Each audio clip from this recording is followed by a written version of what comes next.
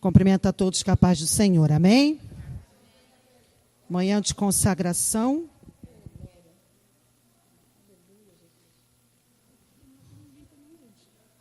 Abre a tua Bíblia comigo, 2 de Samuel, capítulo de número 21. Amém. 21. 2 de Samuel, capítulo 21. E vamos ver aquilo que o Senhor tem para falar aos nossos corações.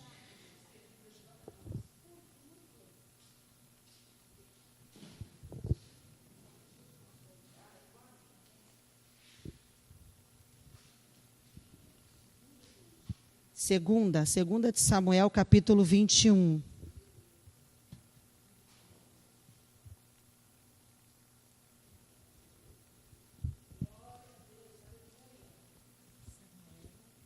Isso, 2 Samuel 21. Isso.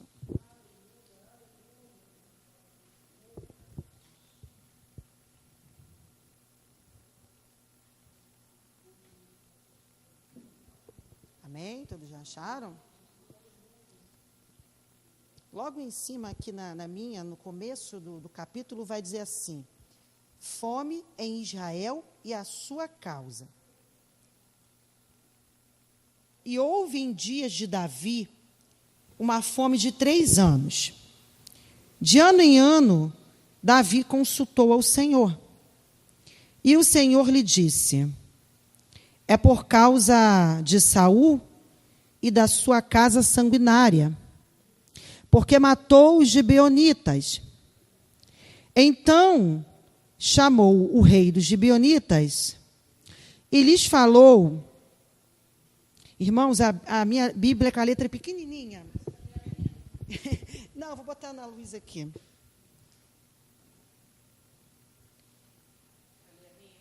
É muito pequena, estou com muita dificuldade.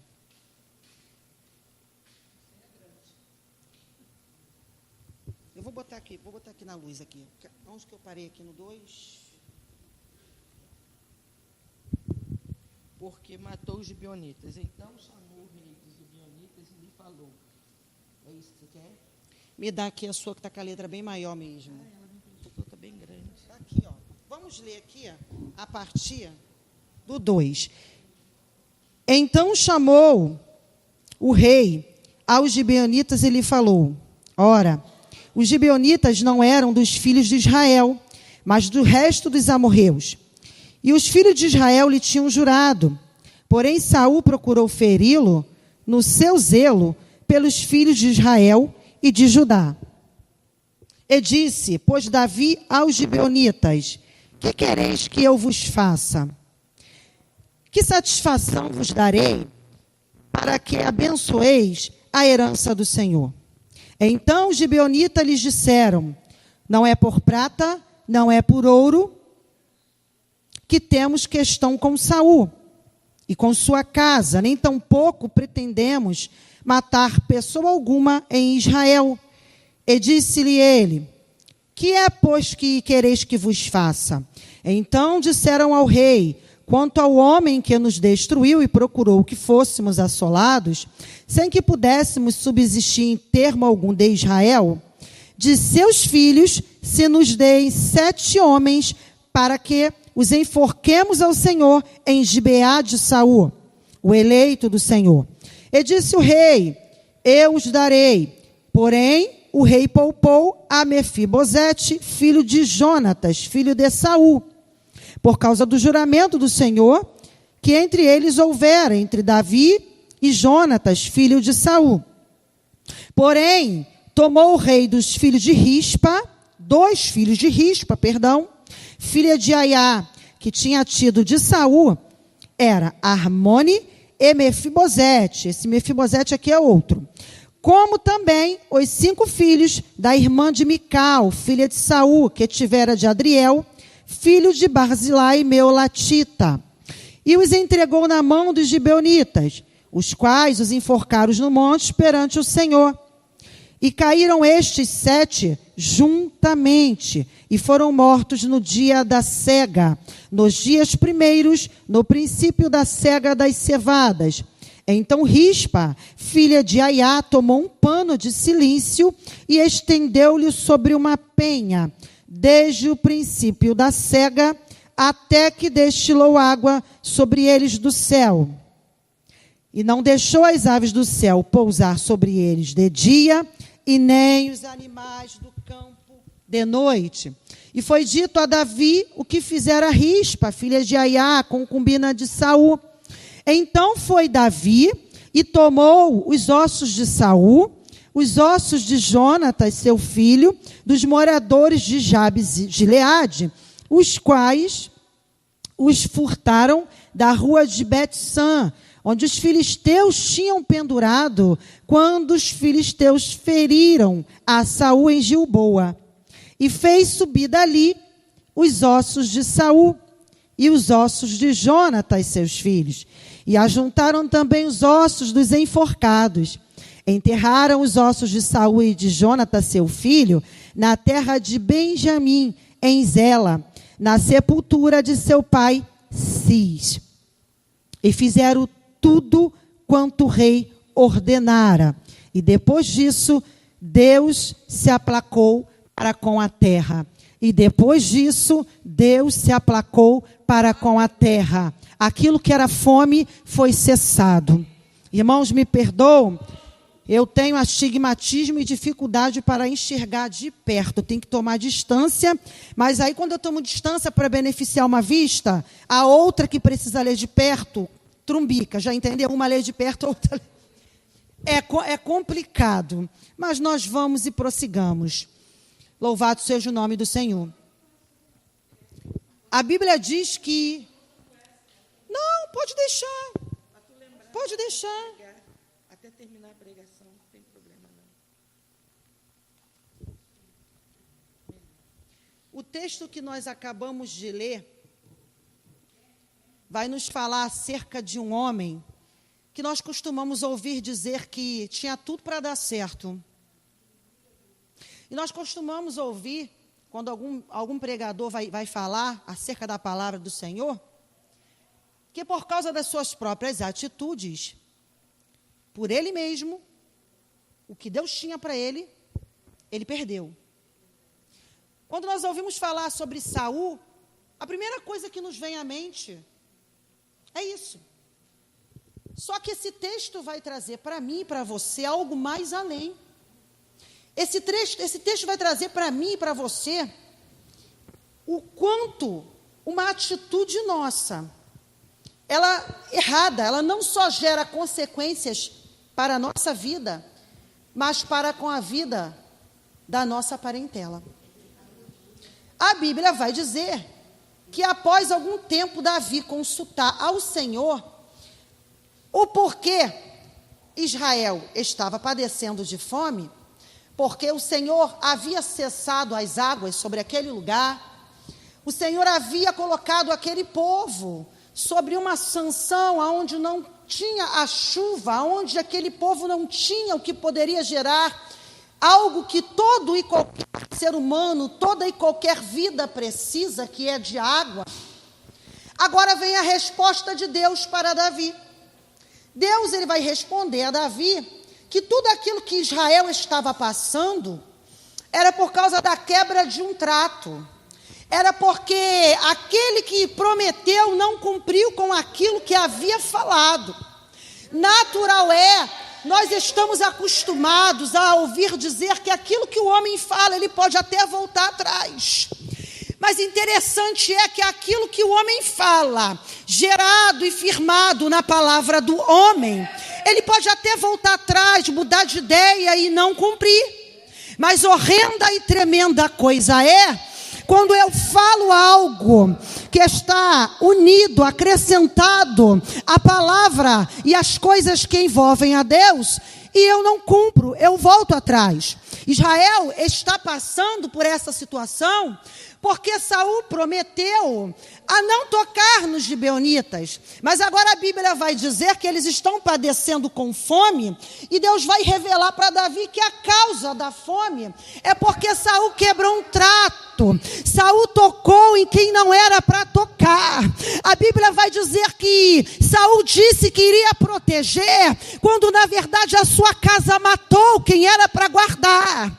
Ou seja, ai daquele que fala aquilo e que coloca e que envolve o nome de Deus e não cumpre aquilo que está falando. Tremenda coisa é. O texto vai dizer que Saul não está mais em vida, mas a consequência ainda está de pé. A Bíblia vai dizer, dentro desse contexto, que embora Saul não está mais ali, mas aquilo que Saul havia feito, estava fazendo aquele povo padecer. Agora a resposta chega para Davi. Interessante é que a humildade, a hombridade, a fidelidade de Davi para com Deus em cumprir aquilo com que Deus o chamou para fazer, embora falho, vai fazer com que Davi vá até o líder dos gibeonitas e questione o que ele poderia fazer para que aquela fome venha cessar. Agora ele chega para o líder e ele pergunta: o que é necessário? O que é que vocês querem que eu faça para que o meu povo pare de passar necessidade? Agora o líder vai responder, a resposta vai chegar para Davi, e ele vai dizer assim: olha, nós não queremos prata e nós não queremos ouro, porque Saul tocou em nossos homens. Saul feriu, Saul matou. Agora, Davi começa a entender o porquê daquelas consequências. O indivíduo já não estava nem mais ali, mas o povo passando necessidades. Isso traz para mim, para você, a tamanha responsabilidade que nós devemos ter com os nossos atos, as nossas atitudes. Até mesmo muito cuidado com aquilo que nós falamos, porque o cara não está mais ali, mas o povo que está é quem está padecendo de fome. Olha como é que a lei da semeadura é fiel, é verdadeira, e ela acontece. Aquilo que o homem plantar, certamente é aquilo que o homem vai colher. Saul plantou, os filhos agora colhem. Porque eles vão dizer assim: nós não queremos prata. Olha que coisa tremenda. Nós não queremos ouro, mas nós queremos 7 da casa de Saul, para que sejam enforcados. Você vai entender que quem não foi o causador da situação agora vai entrar na roda. Quem não criou o problema vai pagar com a vida. A Bíblia vai dizer que entra agora em cena uma mulher chamada Rispa. E na tradução da minha Bíblia, a Bíblia vai deixar bem claro por 2 vezes quem era Rispa. Rispa não vai ser mencionada como aquela que é a esposa. Rispa não vai ser mencionada como a mulher de Saul. A Bíblia vai dizer que Rispa era concubina, não era a esposa. Não sei qual a palavra que você vai dar aí, que você vai trazer no teu pensamento, mas a Bíblia não traz para a gente uma referência muito boa, qualificativa. Não sei se a expressão é essa para Rispa. Mas agora, a Bíblia vai dizer que esta mulher tem 2 dos seus filhos. Tem 2 filhos seus pegos para serem enforcados, Armone e Mefibosete. Só que não é aquele Mefibosete que a gente conhece, que todos, do pezinho. Não! Tanto que a gente lê o texto vai dizer que era outro. Porque sobre aquele outro lá, o filho de Jonatas, havia uma promessa. Agora, nós vamos começar a ver, aquele povo vai começar a ver que com Deus e com aquele que são seus, não se brincam. A Bíblia vai dizer que junto deles 7 homens da casa de Saul vão ser enforcados, seus corpos expostos, pendurados, para que de dia as aves do céu façam o que quiserem, de noite os animais do campo os devorem. Mas a Bíblia vai dizer que agora a Rispa, diante de toda aquela situação, ela pega um pano de cilício, Existem duas qualidades, mais ou menos a explicação é essa, não sei te explicar muito bem para este pano, mas uma deles era aquele pano com que se fazia o pano para luto, para exposição da humilhação, da vergonha. Agora a Bíblia vai dizer que noite e dia, por meses, Rispa vai velar o corpus dos seus filhos. A Bíblia vai dizer que por um bom tempo ela vai abanar de dia, ela vai abanar de noite, para que os animais, tanto do dia quanto da noite, não toquem e não devorem os corpos dos seus filhos. Tem noção do que é a metade de um ano velando? Metade de um ano você perto de corpos que estão em decomposição, corpos que estão em putrefação. Irmão, quem nunca teve essa experiência não queira ter, porque você, para comer, você do lado do teu corpo, automaticamente você começa a colocar para fora o alimento que você está ingerindo. Eu já tive essa experiência. Não queira passar o que aquela mulher passou. Não fugindo da pregação. Eu fiquei 7 dias com a minha equipe em Friburgo, naquela chuva que teve, naquela tempestade que muitas pessoas morreram. Os corpos que eram resgatados iam para o lugar que tinha que ser levado. Os destroços do que sobrou junto com animais. Provavelmente, né? Não sei se aqui está gravando. Está gravando? Tá? Nós não sabemos o que eram restos daquilo, para ser mais ético. Locais que nós íamos, chega a insuportável. O lugar que nós tínhamos que nos alimentar, porque nós ficamos abrigados dentro da igreja dos Mormons. Ficamos 7 dias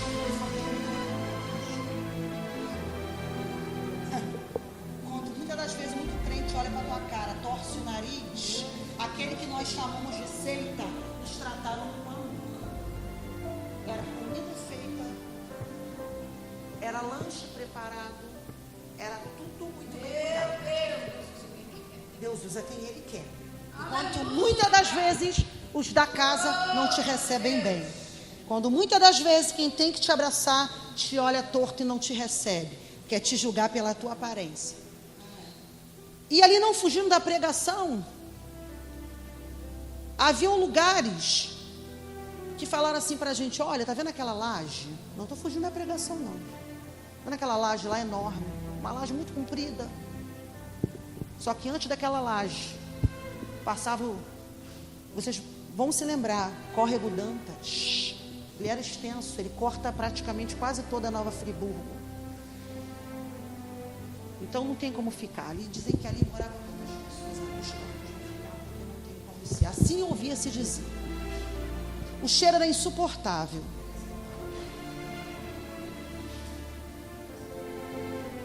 O cheiro era horrível. A comida era boa.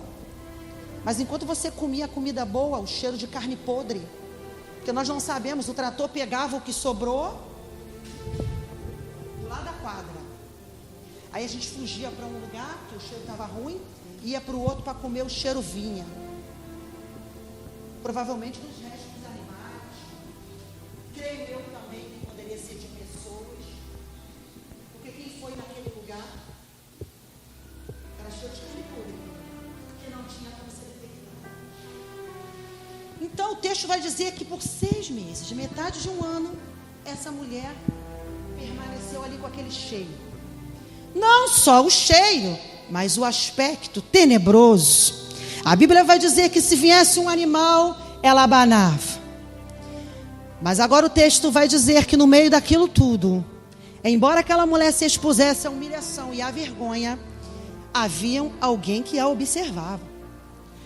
Aquela mulher se expôs para todos, porque agora seus filhos enforcados, a falácia que corria pela cidade, as bocas que se batiam, porque talvez o que se dizia: olha, os filhos de Rispa estão mortos.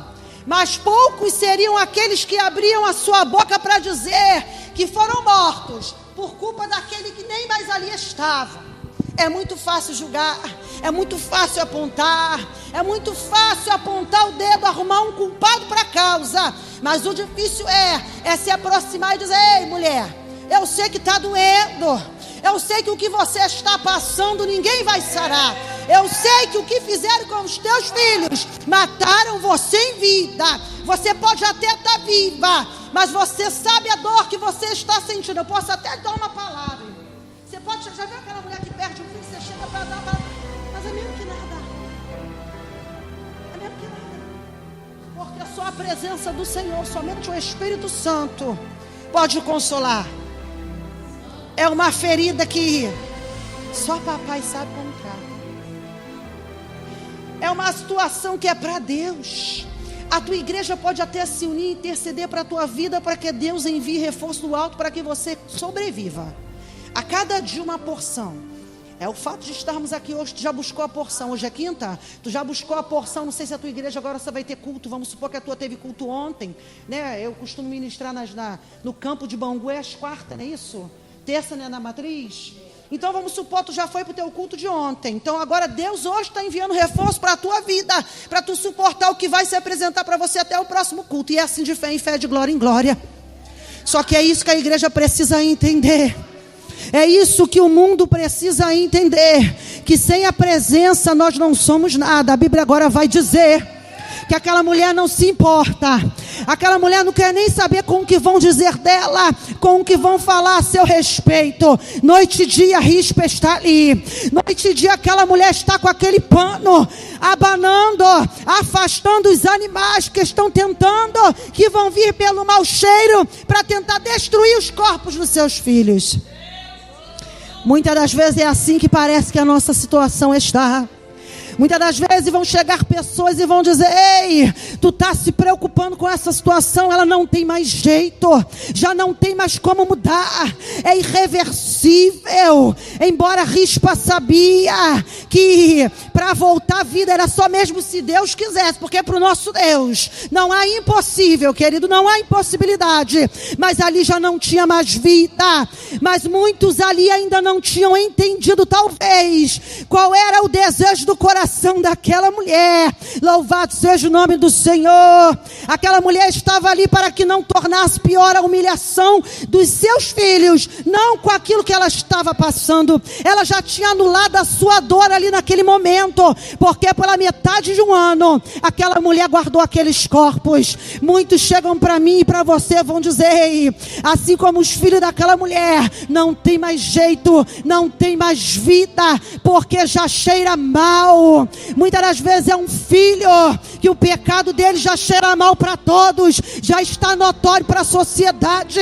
Muitas das vezes é alguém da tua casa, que todos já sabem que pela lógica e pela ótica humana não tem mais jeito, mas aquela mulher não se preocupou com quem passava e com quem olhava. Aquela mulher fez a parte dela, até que a postura daquela mulher chamou a atenção do rei. Alguém chegou para o rei e disse: olha, conjecturo eu aqui, irmã Adriana, porque a Bíblia não traz isso, mas eu, irmã Adriana, quero conjecturar. Ei, tem uma mulher lá que parece que é louca.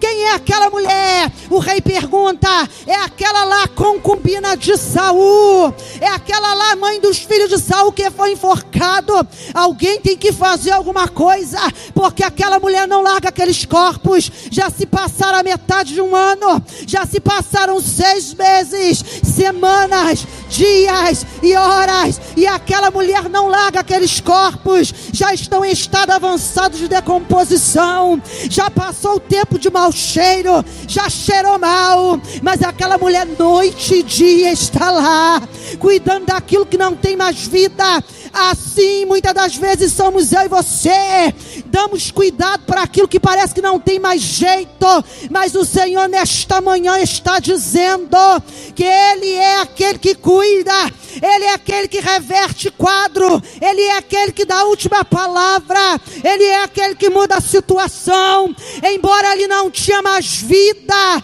mas ali havia uma mãe com um coração dilacerado. Pensa que o rei, louvado seja o nome do Senhor, ia olhar e saber daquela situação, não ia fazer nada. Aí chega para o rei e fala: ei, rei Davi, tá de dar pena.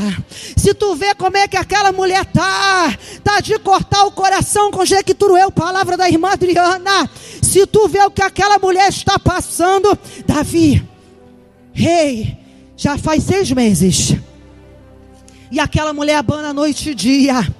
Momento nenhum ouvi a Bíblia dizer que aquela mulher parou para comer, que aquela mulher parou para tomar banho, que aquela mulher saiu dali daquilo que ela estava fazendo. Mas a Bíblia me diz, a Bíblia diz para mim e para você, que ela cuidou até o fim. A Bíblia vai dizer que ela cuidou até o fim. Talvez chegaram para ela e falou: ei, deixa porque já estão mortos. Mas aí, a Bíblia não diz para mim, para você, que aquela mulher abriu a boca para responder nada. Mas a Bíblia diz que ao rei tomar ciência, o rei manda uma ordem: vai lá e pega os corpos, manda sepultar. Vai lá e pega os corpos e manda sepultar. Reúne até com os ossos dos demais e coloca numa sepultura. Aí você vai entender que só assim a missão da mãe estava cumprida. Estava morto, mas teve um enterro. Está morto, mas eu fiz o meu papel. Irmão, se Deus te chamou para fazer alguma coisa, faça. Enquanto houver fôlego, faça. Ainda que quando você olhe, parece que não tem mais jeito, parece que não tem mais solução, só faça a tua parte. Não queira entender, porque quem passava por rispa talvez não entendia nada. Está abanando o que ali?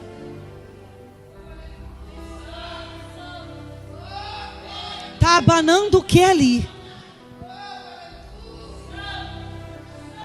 Com o passar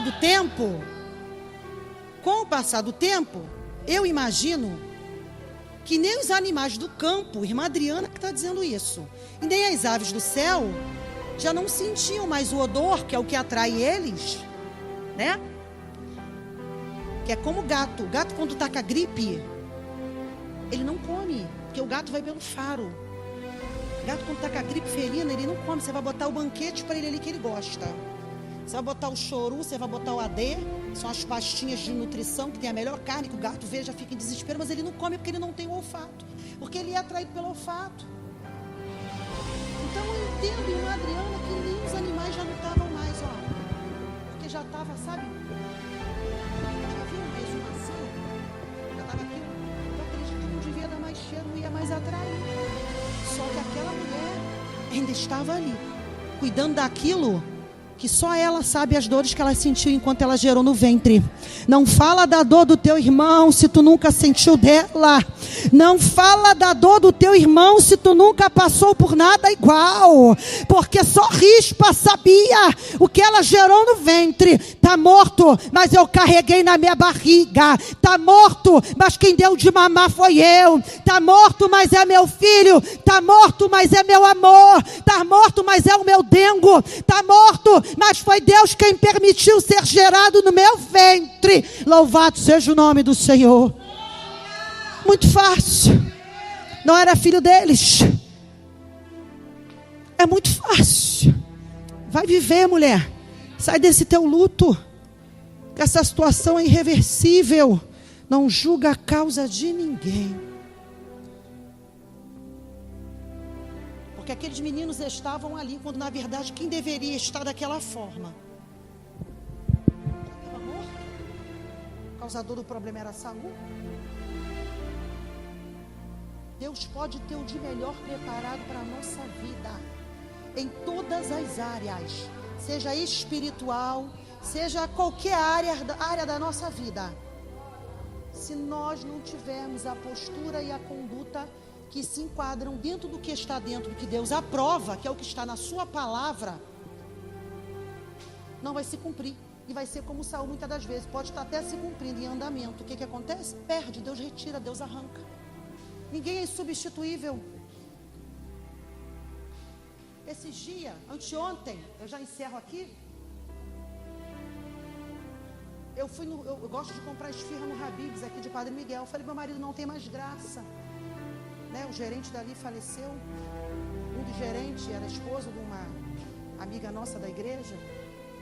Aí eu olhei, aí meu marido falou assim, olha lá, com o uniforme substituindo ele. Olha lá quem era, uma menina que a gente via com uniforme comum, uma jovenzinha que era atendente. Agora está com uniforme. Ninguém é insubstituível. Saul era o cara, tinha um aspecto, tinha tudo para dar certo. Mas Saul conseguiu destruir até aquilo quando ele não estava mais aqui. Você quer ver uma coisa?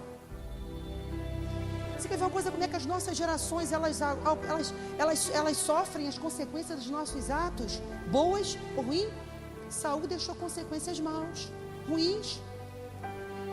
Só que Obadias, o marido da viúva lá, daquela botijazinha, olha o testemunho que o cara deu. Olha o que Deus fez pela casa dele enquanto ele não estava mais em vida. Obadias, o cara servia quem? Tenebrosa, Acabe de Jezabel. Não quero me estender que a hora já bateu. Mas se você ver, vai estudar, vai entrar dentro disso aqui para você ver como é que para servir a Deus, com quem tu vai bater de frente. O cara teve que lidar com quem? Com Acabe. Todo mundo sabe. Eu vi assim muito, não sou de bênção evangélica, mas eu vi assim muito falar que Jezabel movia na prostituição. É pinto, é pouco, é isso aqui do que Jezabel ainda atua dentro das igrejas. Que isso, irmã? Sim, Jezabel morreu no livro de Reis. Só que Apocalipse, você ainda vai ouvir, você vai ouvir o nome dela sendo mencionado. A mulher não está mais em vida, mas o espírito dela atua dentro das igrejas. Como? Não é só prostituição, não. É reversão de autoridade. Ela rouba a autoridade de quem tem autoridade. A Bíblia diz, não estou fugindo do tema, mas não sei por que Deus está trazendo isso aqui, eu vou encerrar que já deu a hora. A Bíblia diz que Acabe era tão apaixonado por Jezabel. Irmão, se aprofunda nisso, irmão. Você vai ver como é que é profundo. Ele era tão apaixonado por Jezabel que Acabe prepara, ele fazia tudo o que queria agradar.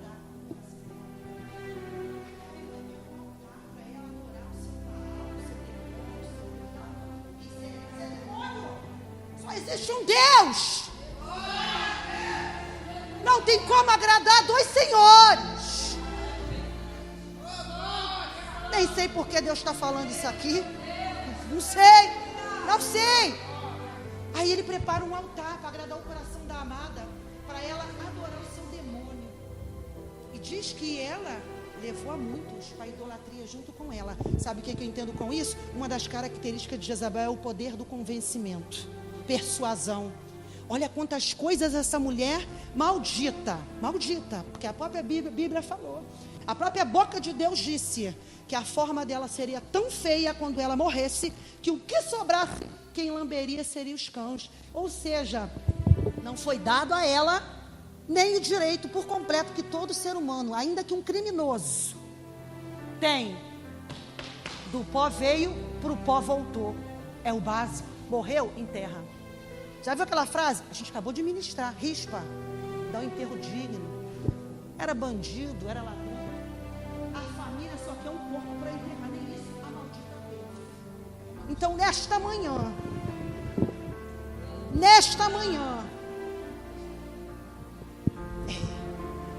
quem mandou mexer com o povo de Deus? Nesta manhã eu encerro dizendo: os corpos dos filhos de Rispa são enterrados, sepultados. Só que eram os filhos da concubina.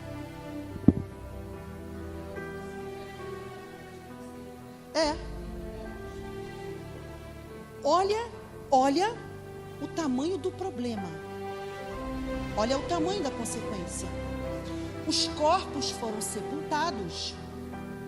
Aí talvez agora eu encerro dizendo assim, olha lá, o rei mandou enterrar os filhos da concubina. O que você quer dizer com isso, irmã Adriana? A postura daquela mulher moveu, tocou movimentou a mão, a voz, a autoridade do rei.